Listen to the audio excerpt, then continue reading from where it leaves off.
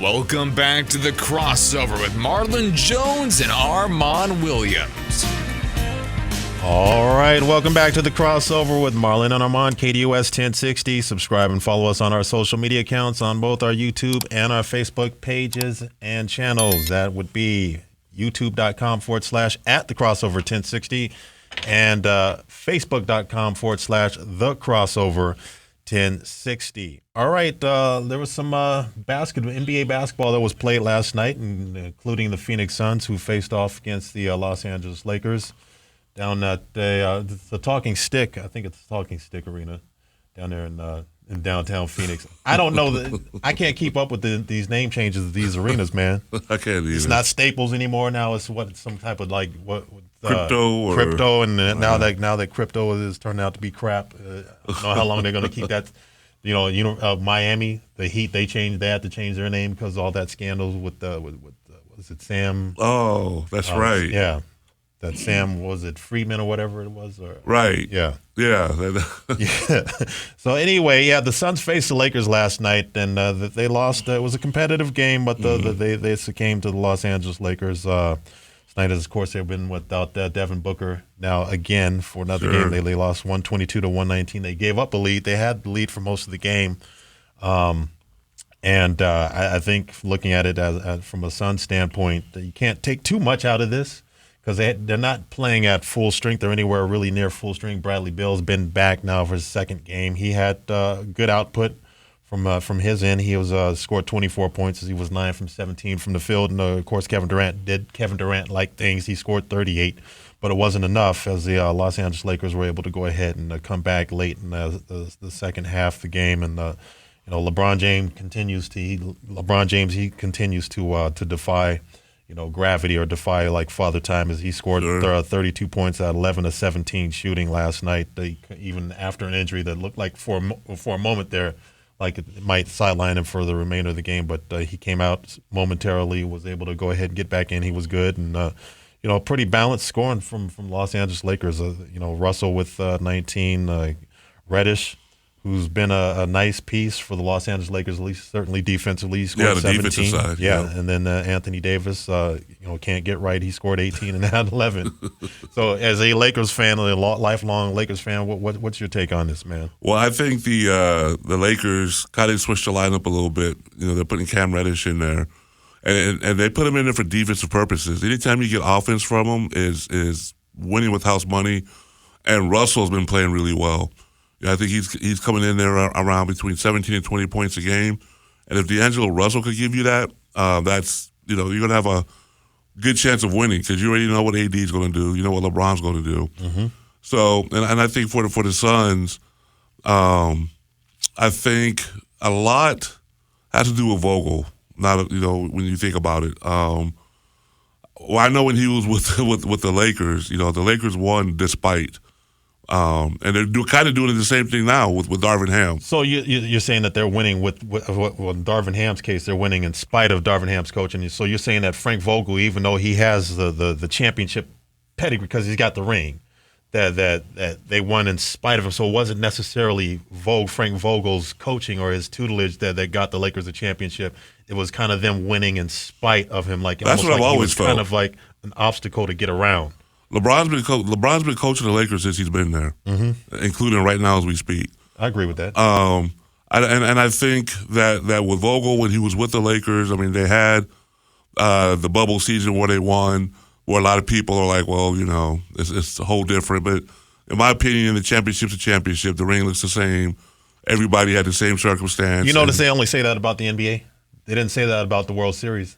They didn't say that about Major League Baseball during COVID. Well, a lot of people do. A lot of people do bring that up. But a lot of people, they really like to focus on it because it's a Lakers thing and it's a LeBron thing. Exactly. And it's a load of crap. And it's a load of crap. Everybody had the same circumstance that were in that position to win, and they didn't. The Lakers did. So be it.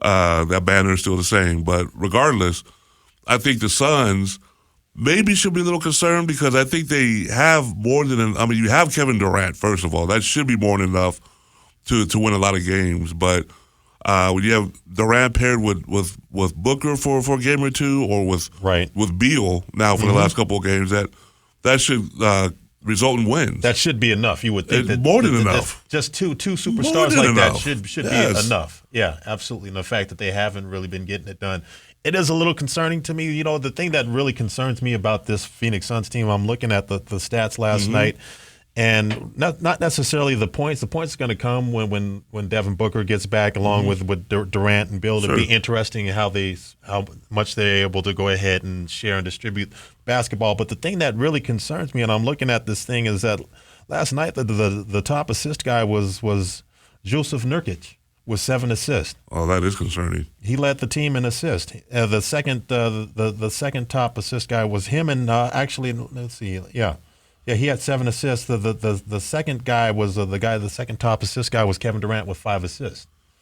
The only center that should be leading the league in assists is Jokic. Yes, that's it. That's pretty much it. That's it. And because Nurkic, I mean, he's not going to be that. He's not that difference maker. No, he's not going to be that difference maker. And if you got your center, like somebody like Nurkic is leading your team in assists, and I know Devin Booker is a pretty good assist player, but that concerns me. He's not a point guard. He's not Booker? a point guard. Yeah. He's definitely not a point guard. No. Book is not a point guard. He's never been a point guard. He's not a point guard. They're playing him out of position, You're so right. to speak. You're right. He's the we talked about it here on this show that he's the best 2 guard in the league. Yeah. You know, when he's healthy and playing, he's the best shooting guard in the league. So he's definitely not a point. You know, losing Chris Paul hurt, and the lefty that's I didn't realize that Cam. Payne. Yeah. He's gone. So Yep. there's really no true point guard that Phoenix has, and the only system where that's working is San Antonio, Right. Because they're basically playing positionless basketball. But the Suns need somebody to be a playmaker for them. You know, get the ball to Durant in the right places, to Beal in the right places, and come off with the curls with Nurkic setting picks. But yeah, it's a struggle for him right now. Speaking, off the Suns and the Lakers right now, how good is this matchup or this duo between Joel Embiid and Tyrese Maxey look for the 76ers? I think they look pretty damn good. Well, you know what that is that's all Nick Nurse. Yeah.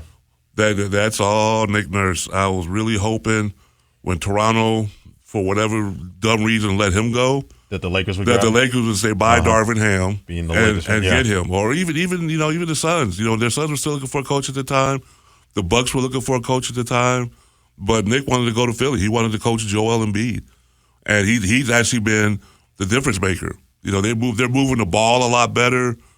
They're getting shots. When they had Doc Rivers, they were a little bit more restricted. Of course, a lot of that, they had Harden too, and he's no longer there. But right. But yeah, Nick Nurse has been a difference there, and you're right. Maxey and Embiid they kind of got some Kobe and Shaq tendencies looking like. They've been impressive. They've impressed me, man. I'm looking at their stats. If I pull up their stats just from last night's game, they beat the Detroit Pistons last night. Joel Embiid with 33 points. He was 8-21. That's a lot of shots, but he dropped 33, and then Tyrese Maxey he dropped 29 last night and was 9-19, and then Tobias Harris with 24 points.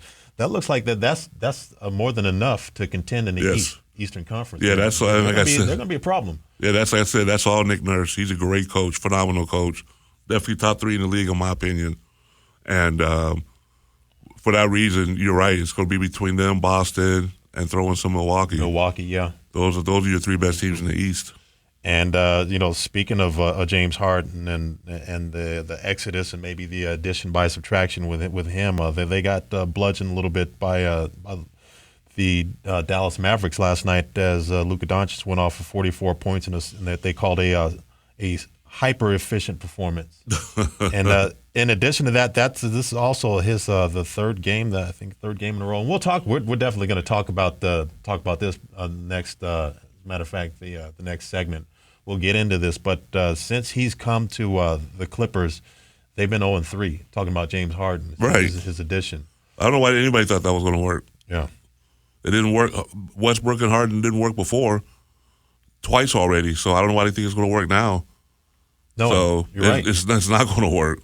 And then you got George and Kawhi needing shot. That's just not gonna work. It'll be messy. Tyronn Lue's got his hands full, Oh, man. yes, he does. With this acquisition, it's where he wanted to go, man, and we'll definitely get into that. Real quick before we go ahead and end this segment and go into the break, I want to talk to you about a little bit about some of the players' reactions as far as this in-season tournament is going. It seems like it's going a little bit better than I thought it would be going. The games have been actually kind of good. You know, all the games that I've seen so far in the tournament have been phenomenal games. Right. You know, a lot of them have been real close. They've been competitive. Right. So, you know, props to Adam Silver right now. Yeah. I think he kind of overdone it with the court designs, but those are hideous. But the players seem to embrace it. LeBron James was talking about it. He says that it feels great because it's an in-season tournament win, and we'll take that. And he likes the fact that there's $500,000 attached to it. So those guys, look, if anything that they're motivated by, they're definitely motivated by money. Sure. All right, coming up next, we're going to go ahead and dive into some more Buzz segment. We'll talk a little bit about the James Harden situation. Don't go anywhere. You're tuned in to The Crossover, KDUS 1060.